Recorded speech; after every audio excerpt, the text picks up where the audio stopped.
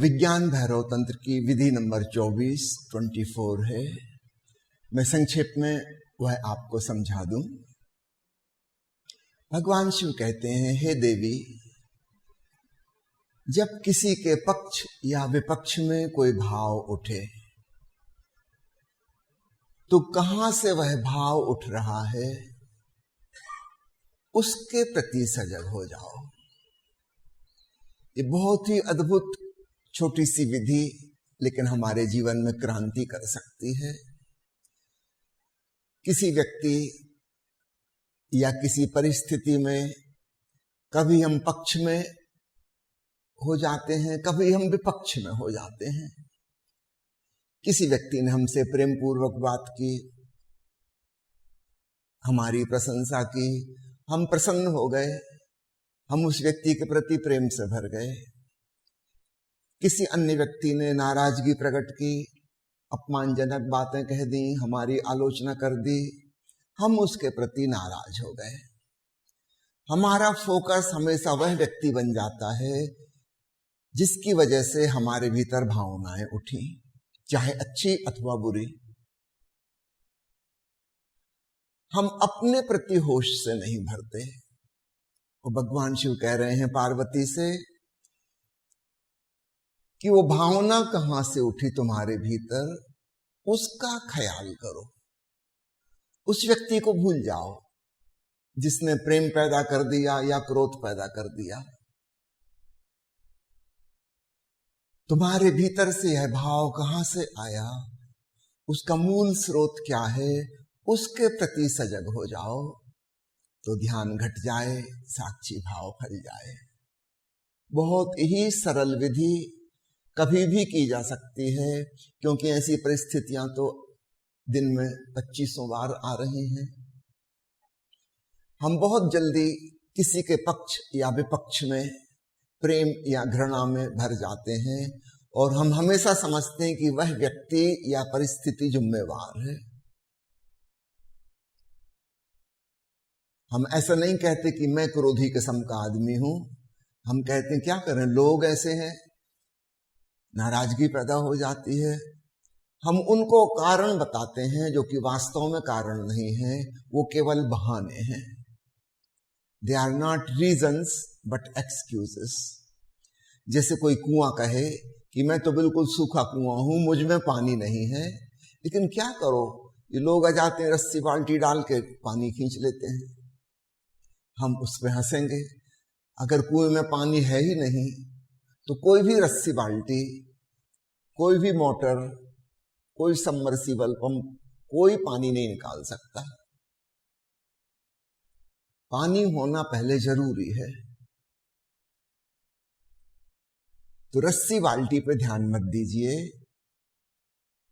वो जो भीतर पानी है उस पे ध्यान दीजिए। दूसरा महत्वपूर्ण नहीं है आपके लिए, सर्वाधिक महत्वपूर्ण आपका स्वयं का होना है। यही फर्क है साधक में और संसारी में। संसारी हमेशा बाहर किसी विशेष परिस्थिति पर सारा दोष लगा देता है अथवा श्रेय देता है, क्रेडिट या ब्लेम। साधक हमेशा स्वयं की जिम्मेवारी समझता है। मेरे भीतर जो हो रहा है उसका उत्तरदायी मैं खुद हूं। मुझे गुस्सा आया, इसका मतलब मेरे भीतर गुस्सा है। दूसरे ने क्या किया, क्या नहीं किया, क्या कहा, क्या नहीं कहा, वह बात गौण है। मेरे भीतर गुस्सा है, मुझे यह देखना है। इस बात को खूब अच्छे से ग्रहण कीजिएगा, क्योंकि हमारी नॉर्मल टेंडेंसी, हमारी हमेशा की आदत हमेशा ऑब्जेक्टिव, बाहर जो व्यक्ति या स्थिति है उस पर केंद्रित हो जाने की है। हम उस पर फोकस हो जाते हैं, हम सारा महत्व उसको देते हैं और इसलिए चूंकि हम बहिर्मुखी हो गए, हम स्वयं से चूक जाते हैं। जो व्यक्ति स्वयं पे ध्यान देखा वह अंतर्मुखी हो जाएगा, क्योंकि उसे स्पष्ट है कि दूसरे तो केवल बहाने हैं, असली घटना मेरे भीतर घट रही है, मैं उसको जानूं। दृष्टा भाव, साक्षी भाव अपने आप फलित हो जाएगा। इसको कुछ उदाहरणों से समझ लें ताकि क्लियर हो सके कि दूसरा व्यक्ति कभी भी जिम्मेवार नहीं है, हमारी भावना के प्रति हम ही जिम्मेवार हैं। एक आम के वृक्ष में आम लगे हैं, हम पत्थर फेंक के मारे आम को कि लकड़ी फेंक के मारे आम को, आम का वृक्ष हमें आम ही देगा क्योंकि उसके पास आम है। आम वही दे सकता है जो उसके पास है। महावीर के पास अहिंसा है, बुद्ध के पास करुणा है, ईसा मसीह के पास प्रेम है। ये सवाल ही नहीं है कि कोई उनके संग कैसा व्यवहार करता है, उनकी तरफ से अहिंसा, प्रेम और करुणा ही आएगी।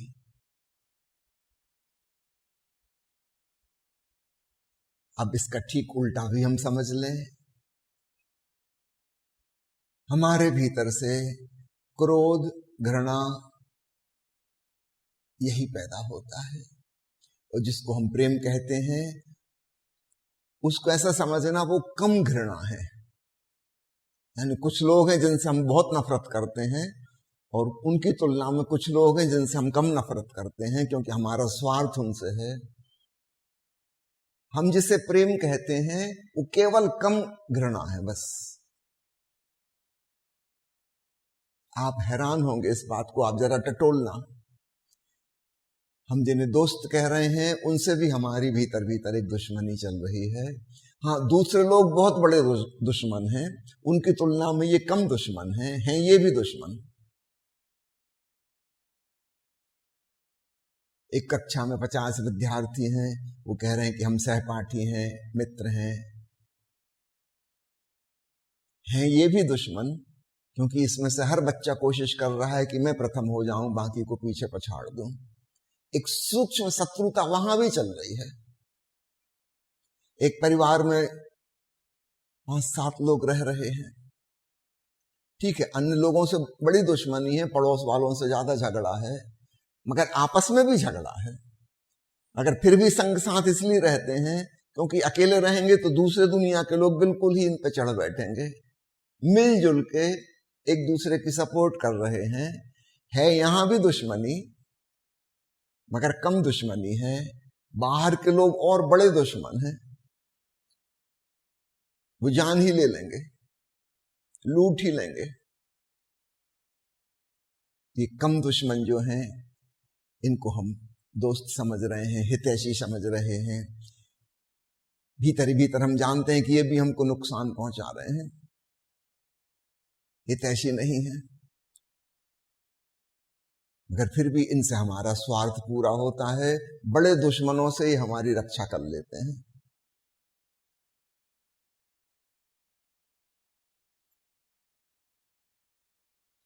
इसका मतलब हमारे भीतर प्रेम और करुणा और मैत्री भाव जिसे हम समझते हैं वह भी नहीं है। मित्र भी हमारा शत्रु है, हाँ, कम शत्रु है। मुझे याद आता है एक कॉमेडी फिल्म थी जिसमें हीरो हास्य कलाकार महमूद थे, और वो जो डायलॉग बोलते हैं वो इसी प्रकार के रहते हैं। वो अपनी गर्लफ्रेंड से कहते हैं कि मैं तुम्हें बहुत कम घृणा करता हूं। गर्लफ्रेंड चौंकती है, ऐसा कभी सुना नहीं। महमूद कहता है कि तुम अन्य लड़कियों की तुलना में कम कुरूप हो, बहुत कम बदसूरत हो। लड़की चौंकती है, फिर उसको समझाता है कि मेरा मतलब है तुम खूबसूरत हो। वो कहता है आप सीधा ऐसे ही क्यों नहीं कहते? नहीं, जिसको हम खूबसूरत कह रहे हैं जरा गौर से टटोलना, वो थोड़ा कम बदसूरत है। जिसे हम अच्छा आदमी कह रहे हैं हमारी दृष्टि में है तो वो भी बुरा, मगर उससे भी ज्यादा बड़े बुरे लोग हैं दुनिया में, तो उनकी तुलना में ठीक ही है। नसरुद्दीन के गांव में एक बहुत दुष्ट आदमी रहता था, इतना दुष्ट, उसने पूरे गांव को सता रखा था। बड़ी गुंडागर्दी थी उसकी, दादागिरी थी, मारपीट भी करता था, पैसे भी लूटता था, सबको सताता था, लेकिन उसका कोई कुछ बिगाड़ नहीं पाता थे। फाइनली एक दिन सौभाग्य दुर्भाग्य से वो मर गए। गांव को बड़ी राहत मिली, इस शैतान से छुटकारा हुआ। लेकिन इस गांव में एक रिवाज था कि जब कोई मर जाता था तो उसको कब्र में दफनाने के पहले उसकी प्रशंसा में 4 शब्द कहे जाते थे। ऐसा रिवाज हजारों साल से चला आ रहा था। अब बड़ी मुसीबत खड़ी हो गई। इस दुष्ट आदमी को जब दफनाने सब लोग कब्रिस्तान पहुंचे, अब वो नियम तो पूरा करना था, उसकी तारीफ में कुछ बात कहो। किसी को कुछ ना सूझे, इसकी तारीफ में क्या कहें। सब मन ही मन प्रसन्न है कि अच्छा हुआ मर गया, राक्षस से छुटकारा हुआ। लेकिन वो नियम तो पूरा करना पड़ेगा। सब लोग एक दूसरे से कह रहे हैं आप कुछ कहिए, वो कहें आप कुछ कहिए। वो लाश रखी हुई है, वो नियम जब तक पूरा ना हो तब तक उसको कब्र में उतार नहीं सकते। आधा घंटा बीत गया, लोगों ने कहा कि नसरुद्दीन नहीं आया, उसको बुलाओ, वो होशियार आदमी है, वो कोई तरकीब जरूर निकालेगा। फिर कोई गया, नसरुद्दीन को बुला कर लाया कि भाई चलो वहां कब्रिस्तान, तुम्हारी जरूरत है, तुम बड़े होशियार हो, कोई ना कोई लूप होल निकाल लेते हो तुम। नसरुद्दीन का ठीक। नसरुद्दीन वहां एक ऊंचा पत्थर था, उस पर जाके खड़ा हुआ और उसने कहा कि भाइयों, आप सब जानते हैं इसके जैसा दुष्ट, हिंसक, झूठ बोलने वाला, बदमाश, गुंडागर्दी करने वाला, सताने वाला, हिंसक वृत्ति का, चोर, बेईमान, लफंगा कोई नहीं था। लेकिन याद रखना, इसके 4 भाई अभी और जिंदा हैं और उनकी तुलना में ये देवता था। हो गई तारीफ। तब जाकर उन सज्जन को दफन किया गया। उनकी तुलना में देवता था। हम जिसे अच्छा भी कह रहे हैं वो भी एक रिलेटिव टर्म है, किसी अन्य की तुलना में वो जो इससे भी ज्यादा खतरनाक है। हमारी तारीफ में भी निंदा छुपी होती है। जब कोई पति अपनी पत्नी से कह रहा है कि आज तुमने दाल बहुत अच्छी बनाई, बड़ी स्वादिष्ट, इसका मतलब आज तक नहीं बनी अच्छी। प्रशंसा में भी निंदा छुपी हुई है, गौर से देखना। आज बड़ी खूबसूरत लग रही हो, इसका मतलब पहले नहीं लग रही थी। ये ड्रेस तुम पे बहुत फपती है, मतलब बाकी सब में बेकारी पैसे खर्च किए उन ड्रेसों में। हमारी प्रशंसा में भी निंदा छुपी होती है, हम गौर से देखते नहीं हैं, उसमें भी निंदा छुपी होती है और हमें बदलने में देर नहीं लगती। 1 मिनट में हम बदल सकते हैं। जिसकी तारीफ कर रहे थे अचानक उसको अपमानजनक बातें कह सकते हैं, क्योंकि भीतर तो वो मौजूद ही है। ऊपर ऊपर से एक दिखावटी चेहरा दूसरे का भी है, हमारा भी है। वो भी मीठी मीठी बातें कह रहा है, हम भी मीठी मीठी बातें कर रहे हैं। आप देखिएगा, जो लोग प्रेम विवाह करते हैं, शीघ्र ही सारा प्रेम गायब हो जाता है। कॉलेज की बिल्डिंग के पीछे चोरी छिपे 5 मिनट को मिलते थे वो युवक युवती, एक दूसरे की तारीफ में शेर और शायरी कहा करते थे। वो 5-7 मिनट ही संभव है। जब 24 घंटे साथ रहेंगे फिर वो शेर और शायरी नहीं होगी, फिर वो सज्जन शेर की तरह दहाड़ेंगे और वो पत्नी जो है शेरनी बन जाएगी, शायरी वायरी सब गायब। मुल्ला नसरुद्दीन की पत्नी कह रही थी कि पहले तुम मेरी इतनी तारीफ करते थे, कविताएं सुनाते थे, गजल कहते थे, जब से शादी हुई एकदम सन्नाटा छा गया। नसरुद्दीन का पगली, चुनाव जीत जाने के बाद कोई चुनाव प्रचार करता है? मछली फांसने के बाद कोई आटा देता है मछली को? कांटे में आटा लगा, वो जो आटा लगाया जा रहा था कांटे में, असली चीज कांटा थी छुपी हुई भीतर, ऊपर ऊपर से आटा था मछली को फंसाने के लिए। मछली को घर ले आए, उसको क्या आटा खिलाओगे?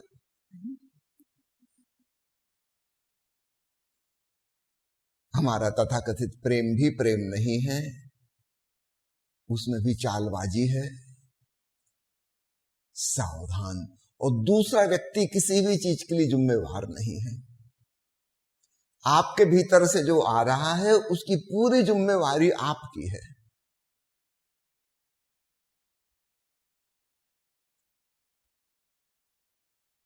जब यह बात हमें समझ में आ जाती है कि कोई व्यक्ति या परिस्थिति की रिस्पॉन्सिबिलिटी नहीं है, मेरे भीतर जो कुछ भी हो रहा है, अच्छा बुरा, पक्ष में विपक्ष में, पॉजिटिव नेगेटिव, वह सब मेरे भीतर ही पक रहा है,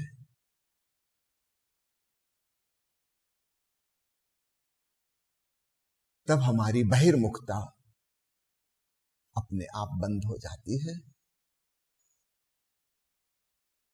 हम अंतर्मुखी होना शुरू होते हैं। सेल्फ ऑब्जर्वेशन, पतंजलि जिसको कहते हैं स्वाध्याय, अब अपना अध्ययन शुरू होता है। स्टडी ऑफ योर सेल्फ, कि मेरे भीतर क्या चल रहा है, मैं इसको ऑब्जर्व करूं। यह मेरे लिए सर्वाधिक इंपॉर्टेंट इश्यू है। दूसरा क्या है क्या नहीं है उसकी वो जाने, और दूसरे का अध्ययन हम कर भी नहीं सकते। हम केवल अपना ही ऑब्जर्वेशन कर सकते हैं। और एक मजे की घटना घटती है, जब हम सेल्फ ऑब्जर्वेशन करने लगते हैं, हमारे भीतर चीजें बदलने लगती हैं। इस होश की अग्नि में अशुद्धियां दग्ध होने लगती हैं, जलने लगती हैं, और वो जो शुद्ध सोना है वह निखर कर कुंदन बन जाता है। आपने देखा ना, सुनार को, अशुद्ध सोने को अग्नि से गुजारते हैं ताकि 24 कैरेट गोल्ड मिल जाए। ठीक ऐसा ही हमारे भीतर वो जो तुरी अवस्था है चेतना की, वह 24 कैरेट गोल्ड है, लेकिन उसमें अशुद्धियां मिल गई हैं। और वो मिलना ऐसा है कि एक्चुअली नहीं मिल गई हैं, सिर्फ लगता है। जैसे एक आईने में प्रतिछवि बनती है, लगता है कि चीजें उसके भीतर हैं, लेकिन आईने के भीतर तो कुछ नहीं है। आईना तो शुद्ध आईना है, लेकिन सामने जो कुछ भी है वो उसमें रिफ्लेक्ट हो रहा है। एक भ्रांति और भ्रम पैदा हो जाता है, जैसे आईने में कुछ है, आईने में कुछ नहीं है।